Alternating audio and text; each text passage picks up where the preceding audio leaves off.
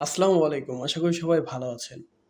আপনার ওয়েবসাইটটি কি স্লো হয়ে গেছে বা লোড হতে সময় নিচ্ছে?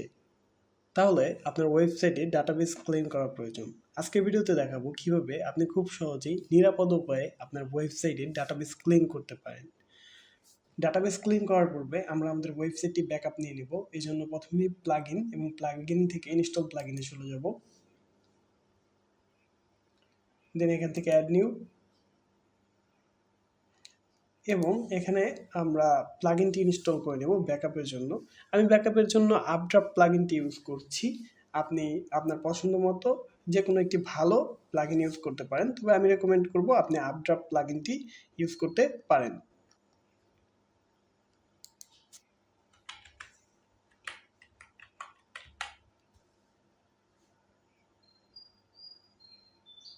এখান থেকে প্লাগইনটি ইনস্টল করব।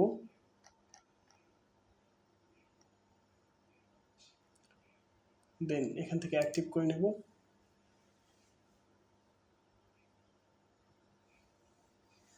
এরপরে এখান থেকে সেটিংয়ে ক্লিক করব।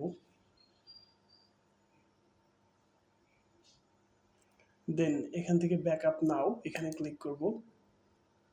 দেন এখান থেকে ব্যাকআপ নাও।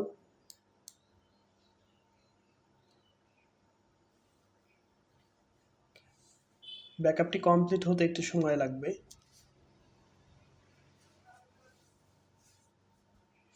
দেখতে পাচ্ছেন ব্যাকআপ কমপ্লিট হয়ে গেছে। এখান থেকে ক্লোজ করে দেব এবং আরেকবার প্লাগইনে চলে যাচ্ছি।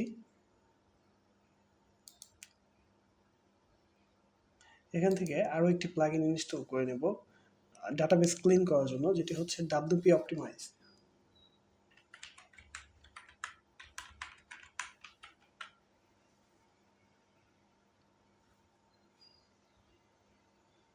এখান থেকে প্লাগইনটি ইনস্টল করে নেব।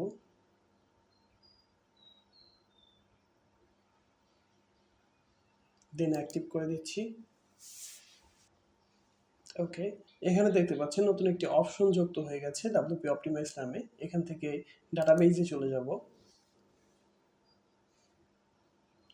ডাটাবেজে যাওয়ার পরে এখানে দেখছেন বাই ডিফল্ট কিছু অপশন টিক মার্ক করা আছে, যেমন optimize database table, clean all post revision, clean all auto, draft post. So এরকম যে অপশনগুলো মূলত এখানে টিকমার্ক করা আছে, এই অপশনগুলোই আমরা অপটিমাইজ করব। আপনি চাইলে এই অপশনগুলো দেখতে পারেন, তবে এগুলো অতটা ইম্পর্টেন্ট নয়, বাট আপনি দেখতে পারেন যদি আপনার প্রয়োজন হয়। সো এখান থেকে রান অল সিলেক্টেড অপটিমাইজ এখানে ক্লিক করে দিচ্ছি। একটু সময় নিচ্ছে।